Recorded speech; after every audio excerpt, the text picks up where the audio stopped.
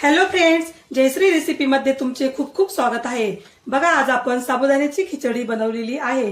साबुदाण्याची खिचडी बघा आपली किती छान झालेली आहे, एकदम मोकळी मोकळी अशी झालेली आहे।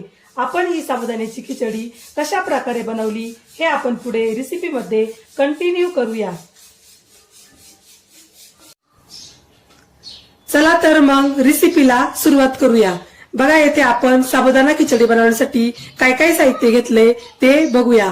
येथे मी साबुदाणा घेतलेला आहे। साबुदाणा हा मी रात्रीच भिजत ठेवलेला होता।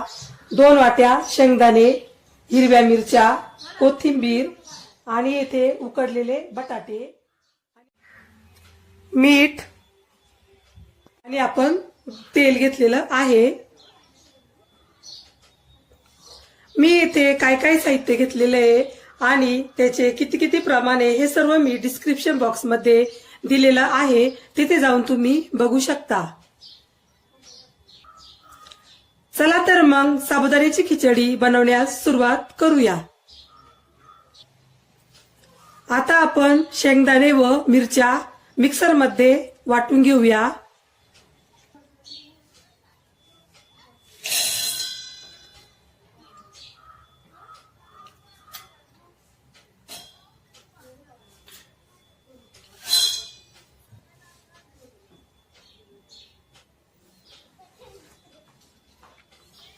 बघा, आपण शेंगदाणे आणि मिरच्या अशा प्रकारे मिक्सर मध्ये वाटून घेतलेल्या आहे।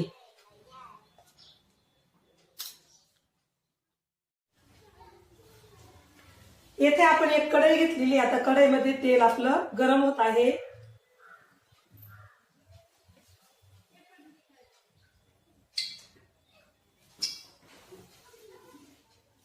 आपलं तेल आता गरम झालेलं आहे। आता आपण इथे वाटलेले शेंगदाणे टाकून घेऊया।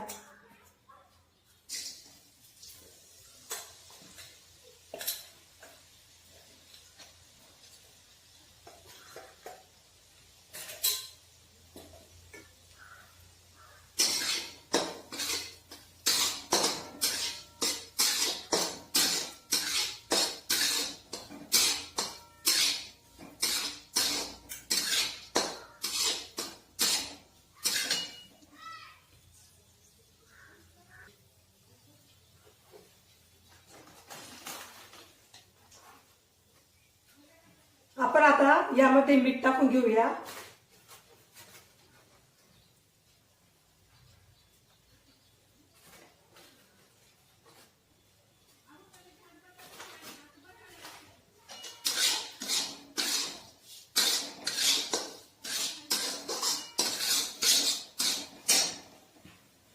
आता आपण बटाट्याच्या फोडी टाकूया।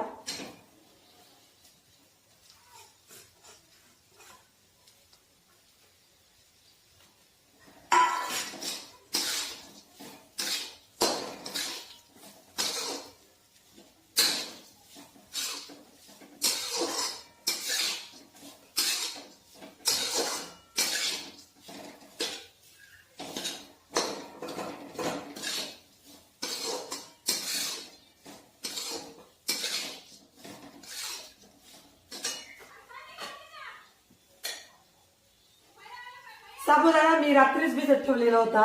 साबुदाणा रात्री भिजत ठेवल्यामुळे बघा किती छान फुगलेला आहे, एकदम मोकळा मोकळा आहे बघा अशा प्रकारे। आता आपण साबुदाणा टाकूया।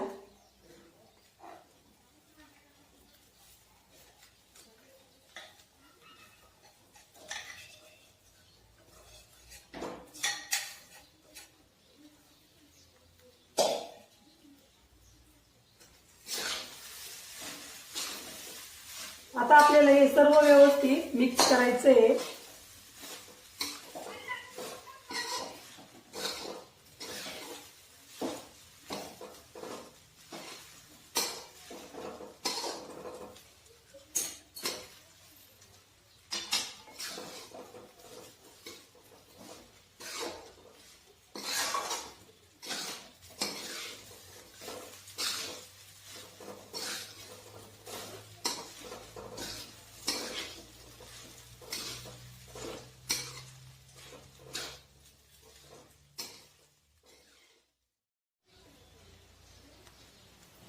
आपण कढईवर झाकण ठेवूया.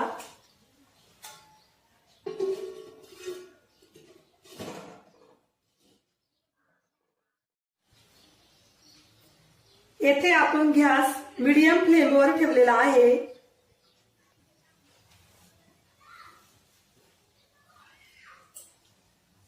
आता झाकण उघडून बघूया.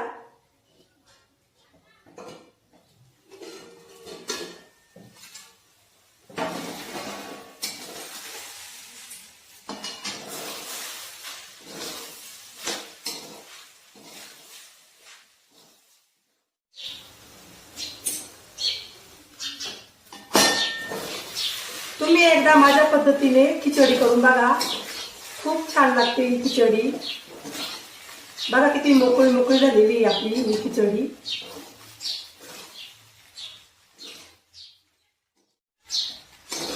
तुम्हाला जर माझी रेसिपी आवडली असेल खिचडीची तर माझ्या रेसिपीला लाईक करा.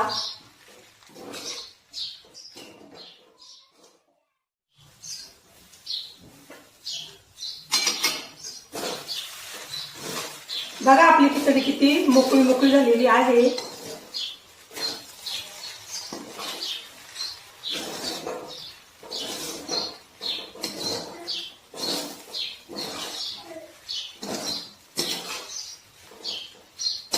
आपली खिचडी आता छान झालेली आहे. आता आपण कोथिंबीर टाकूया.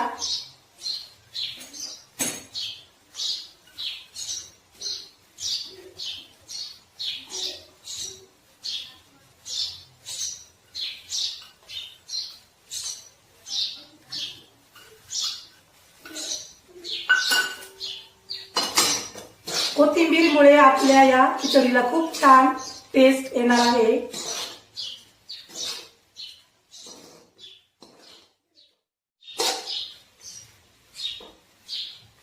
आता आपली खिचडी झालेली आहे. आता आपण गॅस बंद करूया.